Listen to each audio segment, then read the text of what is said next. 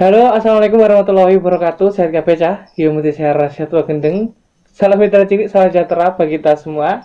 Alhamdulillah lagi masih dalam suasana Hari Idul Fitri. Pokoknya selamat Hari Idul Fitri. Mohon maaf lahir dan batin.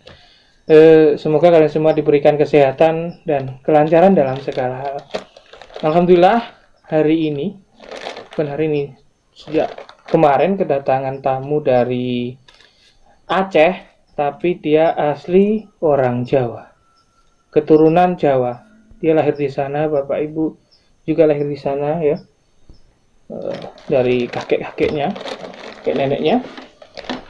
Terus ini adalah kali pertama aku ada tamu dari luar Jawa, terus tak buat Podcast apa ya? lah, podcast. Bukan, kalau podcast kan terlalu resmi. Ecek-ecek podcast. Pokoknya tanya-tanya lah. Karena podcast. ada kisah yang menurutku sedikit menarik. Banyak menarik deh. Beberapa di antaranya, yang pertama, dia sudah pernah ke Merauke, dari Sabang ke Merauke, naik sepeda ontel ya, unto nek wong Jawa, selama hampir 5 tahun, jadi 4 tahun lebih, dan dia sekarang pengen mengulanginya lagi, tetapi dengan berkendara sepeda motor Honda Cup 70, Ya, bukan? Astrea Star. Nah, besok dilihatlah pas pagi ini udah malam. Kenapa aku memilih waktu malam hari? Karena lebih intens kita nanti ngobrol santai. Ya, lebih santai. Soalnya kalau siang sini banyak anak kecil, banyak motor lalu lalang, nggak enak. Setelah itu kemudian yang kedua, yang menurutku ini suatu yang menarik, dia penikmat ya, menikmat lah menurutku, karena dia begitu menikmati ini. Menikmati sakit. Kalau apa namanya, penderita, dia begitu menderita dan begitu menyesali akan penyakitnya. Dia penikmat leukemia episode apa? Stadium 4. Jadi stadium yang paling akut ya, paling akhir ya, hampir akhir ya. Dan dia divonis katanya 2020 udah meninggal. Nggak usah banyak kata, nggak usah banyak ngomong, langsung aja. Ini Adi dari Aceh. Wah, ini sebelumnya kamu belum ke Kelut. Kalau belum nyoba nanas kelut, coba dulu. Kadang ini juga manis, kadang juga kecut. Berbagai rasa. Berbagai rasa kehidupan. Bismillah. Mas Adi. Langsung aja. Oke, buat teman-teman semua, perkenalkan, nama saya Andi Pamarle. Saya dari Aceh. Saya tinggal di Aceh. Tapi saya suku Jawa yang sudah menetap di Aceh itu udah cukup lama. Saya sedang melakukan perjalanan dalam tema Indonesia Journey. Saya pengen melihat keindahan Indonesia ini lebih dekat lagi, dari sukunya, agamanya, keindahannya, budayanya, kita pengen lihat semua. Dan sekarang saya sudah ada di Kediri, di kaki Gunung Kelut. Saya sudah perjalanan sudah hampir 5 bulan dari Sabang, dan belum tahu sampai kapan di Merauke-nya. Ya, ngobrol enak. Mas Adi, apa yang membuat Mas Adi itu, padahal kan sakit tuh? Ya, sakit tuh, leukemia. Aku belum pernah merasakan. Jangan sampai. Yang jelas namanya leukemia itu kanker sel darah merah. Sel darah merahnya digerogoti oleh sel darah putih. Jadi imunnya dirusak. Jadi daya tahan tubuhnya tuh lebih lemah. Jadi dia nggak boleh capek, dia nggak boleh dengan suhunya yang terlalu dingin. Itu pasti akan membuat dia tuh HB-nya rendah dan trombositnya rendah. Dan itu yang memicu supaya dia tuh menghancurkan sel tuh lebih cepat. Gitu. Sakit. Cukup. Misalnya diberikan gambaran sakit 1 sampai 10 itu sakitnya berapa? 12. Ini lebih ya. Harusnya Mas Adi tuh istirahat di rumah. Ya. Tetapi malah keliling. Saya ingin memotivasi teman-teman. Waktu pertama waktu sepeda itu sudah sakit. Tahun berapa itu naik sepeda ke Merauke, dari Sabang ke Merauke? Itu selama 2015 sampai 2020 kemarin. Sampai 2020 berarti 4 tahun lebih. Dalam keadaan leukemia itu tadi. Jangan pernah kambuh. Sering. Kambuhnya itu gimana? Ya kalau sudah terlalu pusing dan memang suhu badan itu nggak stabil, pasti itu pantang tersedak sedikit aja itu sudah pasti muntah darah. Itu bukan muntah darah batu kayak orang biasa keluar darah sedikit itu enggak. Ini keluar terus. Kayak apa mili kan orang Jawa. Ya, mili gede gitu. Dari mulut, dari hidung? Dari mulut, dari hidung. Itu sering. Tapi kalau untuk sekarang selama saya sepedaan itu intensitasnya sudah mulai menurun. Yang dulunya biasa seminggu 2 kali, seminggu 3 kali, sekarang untuk bisa dapetin tuh sebulan sekali itu sudah jarang. Sering tapi enggak, paling sebulan sekali lah. Paling sebulan sekali. Padahal penanganan lebih lanjut kalau leukemia itu ada cuci darah atau kemoterapi itu yang buat apa yang di kemo. Biasanya kalau di kemo tuh rambutnya udah kotak bersih itu ya. Padahal itu belum tentu sembuh. Iya tuh. Tapi sampean bukan malah sembuh lagi, dia malah apa ya, melompati batas usiamu. Kan udah divonis 2020 meninggal kan ya? 2020. Itu 2020 akhir apa awal? Akhir. Udah berakhir. Berarti ini kamu juga masih menunggu masa akhirmu juga ya? Tapi nggak tahu ya, kita nikmatin aja. Misalnya apa ya? Dokter itu kan manusia kan? Ya, benar. Dengan yang punya nyawa kan yang di atas. Kamu percaya sama dokter, aku percaya sama yang di atas. Percaya sama yang di atas. Iya. Kalau saya pribadi, saya lebih percaya sama yang di atas dan percaya akan alam akan menyembuhkan. Karena saya lebih menghargai alam. Karena kalau saya menghargai alam dan mencintai alam ini, gak bakalan saya dibunuh sama alam. Dimanapun saya berpijak. Terus yang memotivasi kan ada toh, kadang motivasi itu ada dari luar, ada dari dalam. Apa yang membuat Mas Adi itu malah keliling Indonesia, nggak di rumah, merawat diri atau apalah di rumah? Saya cuma pengen buat teman-teman sih yang punya penyakit itu, cuman saya pengen ngasih semangat ke mereka supaya mereka tuh optimis. Ya sebenarnya yang merusak kita supaya mental supaya kita down itu cuman mental. Mental kita udah didoktrin misalnya, kamu punya penyakit ini. Nah, sebenarnya kalau kita bisa mencernanya dengan logika, kalau nggak apain sama yang seperti itu, kita pastinya akan down mentalnya. Jadi yang pertama tuh ya kita harus punya mental yang harus kita ditata lagi mentalnya. Terus hati dan pikiran. Nah kalau udah mentalnya udah kuat, pasti pikirannya tuh ini pasti cuman ada sugesti saja sih sebenarnya. Toh juga dia nggak semuanya dia bener omongannya.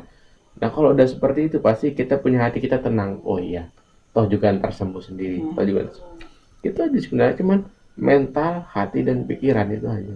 Tapi ini udah sembuh belum? Udah, pasti udah sembuh Total apa masih pernah kambuh? Kalau sembuh total sih Enggak ya? enggak.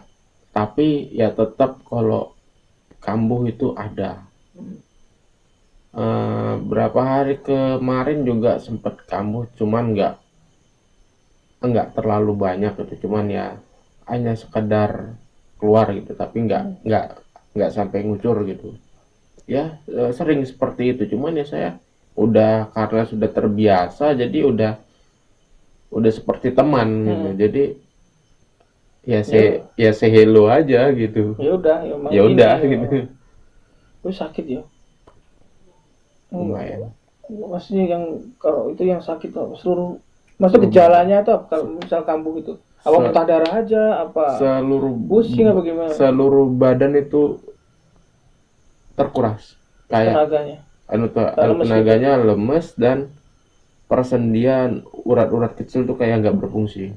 Jadi bener-bener kita di take down lah. Udah bener-bener kayak dihancurin gitu. Ya seperti itu. Lemah semua. Saya di Bandung itu sempet nggak bisa ngapa-ngapain. Waktu berangkat apa pulang? Waktu saya berangkat ini kemarin pas di Bandung. Oh, kemarin? Berarti baru sekitar berapa bulan yang lalu lah. Sekitaran 2 bulan yang lalu. Awal-awal puasa, awal Ramadan. Nah, itu seminggu Ramadan itu sempat saya drop. Nah, itu sempat saya buat duduk, buat gerakin tangan juga saya nggak bisa. Itu di rumah apa di rumah teman di base camp. Sampai saya mau beli obat karena statusnya udah jam 11 malam tuh udah nggak ada lagi apotek yang buka. Obat apa tuh beli? Itu saya cuman obat anti nyeri doang. Oh, anti nyeri. Nah, salah satunya yang bisa nge-supply, yang bisa menstabilkan itu lagi, saya cuman satu konsumsi yang tiap hari saya minum itu adalah jambu merah. Saya cuman mempertahankan HB saya dan supaya tidak drop. HB dan trombosit. Jadi harus makan buah gitu. Jadi saya kalau pagi nggak pernah makan. Saya cuma minum kopi, roti. Nah, kalau siang saya makan buah. Makan nasi itu saya malam. Itu juga kalau pas kepengen mau makan nasi. Kalau enggak ya paling ya mie atau apa, atau ya yang nggak terlalu berat lah, kayak nasi gitu kan. Karena memang saya lagi kurangin nasi makan. Ya, jadi masih dalam kondisi sakit ini ya di jalan. Terus kemarin waktu bersepeda mungkin ada pengalaman apa ya yang menarik menurut Mas Hadi itu nggak mudah untuk dilupakan, ada yang berkesan atau mungkin kalau saya percintaan di mana gitu, ada cinlok ada. Kalau saya pribadi sih malah lebih waktu sepedaan itu malah lebih kebanyakan orang kan kalau untuk memberi kan itu nunggu dia ada. Nah, kalau aku pribadi sih waktu sepedaan dulu di mana saat aku sempit dan nggak punya apa-apa, aku masih bisa memberi orang. Bener. Nah, itu yang buat mental aku kuat di saat aku sepedaan. Jadi kayak mana kisahnya, biarpun dengan keadaan yang sesulit apapun, aku masih bisa berbagi dengan teman-teman yang lain gitu. Bener itu. Kadang kebanyakan orang mikir supaya biar dia bisa kaya terus dia bisa memberi yang banyak. Padahal nggak perlu kaya biar kita bisa memberi. Emang yakin bisa kaya? Enggak. Karena itu. Sebenarnya orang yang kaya itu adalah orang yang nggak punya tapi dia bisa memberi. Itu yang orang kaya. Tapi kalau orang kaya dia memberi, itu memang wajib. Emang seharusnya ada pajak 10%-nya. Ada hak dari yang dia miliki itu kan. Mungkin itu yang menurutmu menarik, yang berkesan itu ya. Meskipun kamu ibaratnya di jalan itu kita prihatin nggak punya apa-apa, tapi masih bisa memberi. Wah, itu rasanya kesannya hatinya tuh seperti apa tuh, Iya. bangganya seperti apa gitu. Makanya saya cuman ingat pesan orang tua dulu, almarhum ibu cuman pesen, sesusah-susahnya kamu di luaran masih banyak orang yang lebih susah, jangan lupa berbagi. Itu aja sih. Itu yang terusan aku inget kalau di jalan. Makanya kebanyakan uang itu kayak ya udah gitu, kalau memang ada memang perlu buat dipakai ya udah pakai gitu. Nggak mikirin buat besok gimana yang nggak mikirin gitu. Toh saya punya keyakinan itu orang baik pasti diberi rezeki. Jangankan orang baik, orang jahat aja diberi loh. Nah, jadi kebanyakan kan orang salah mengartikan gitu. Iya. Sebenarnya bukan itu aja. Setiap perbuatan kita itu pasti ada balasannya. Entah baik, entah buruk. Bener. Pasti ada balasannya. Semua. Gak kurang, gak lebih. Pasti ada. Makanya sama-sama berbuat ya, berbuat yang baik aja. Sama-sama ada balasannya. Pasti ada semua. Terus apa ya? Kalau aku itu jarang, Mas. Makanya aku juga sering kepingin ada pengalaman mistis. Ada pengalaman yang kita itu nggak masuk di akal gitu. Pengen punya apa, tapi nggak pernah masuk gitu pengalaman itu. Sampai ada pengalaman mungkin horor. Kalau pengalaman yang aneh-aneh gitu yang nggak bisa kita dinalar kan? Pikir dengan pikiran ya banyak, sering malah. Misalnya contohnya tuh, saya pernah ketemu orang nggak waras lah. Saya pernah ketemu ODGJ itu. ODGJ itu orang gila. ODGJ apa OJGD? ODGJ. Nah, itu dia hafal surat-surat yang ada di Al-Quran. 30 juz dia. Bisa. Terus dia semua yang omongan dia omongin samaku kejadian semua. Sampai sekarang. Misalnya apa? Contoh kecilnya, kamu emang nggak kerja, tapi kamu emang nggak punya uang, tapi di saat kamu butuh kamu ada. Benar. Sampai sekarang. Yang herannya, kadang-kadang saya mikir, kok semua omongan dia kok bener gitu. Nah, yang buat mencengangkannya lagi, orang gila itu dia sudah meninggal. Saya taunya kabar itu, saya tanya sama orang-orang sekitar. Nah, orang gila itu sudah meninggal beberapa tahun yang lalu. Tapi masih ketemu. Dan saya sempat makan bareng, satu bungkus berdua makan. Siapa dia? Makanya kadang-kadang gue aja bingung di pikirannya kan. Ini bisa ketemu tiba-tiba? Ya aja saya. Biasanya nyamperin gitu? Enggak, saya tuh memang sengaja kalau pagi tuh beli nasi. Emang kalau pagi tuh saya beli nasi. Bukan untuk akunya, buat siapa yang aku temuin nanti, yang memang yang kepengen pantas buat dikasih gitu. Udah itu aja. Ya kadang nasi, kadang saya taruh juga uang 10.000 sama air minum gitu. Udah, saya pengen gitu. Ya jadi waktu saya ketemu beliau, saya pengen cerita tentang beliau gitu. Jadi kok nampaknya cocok, tepat itu. Saya pengen tanya saja, saya ajakin makan, dia tanya. Siang hari. Sekitar jam 9, jam 10-an pagi. Malam. Gitu. Oh, pagi. Ya seperti itu.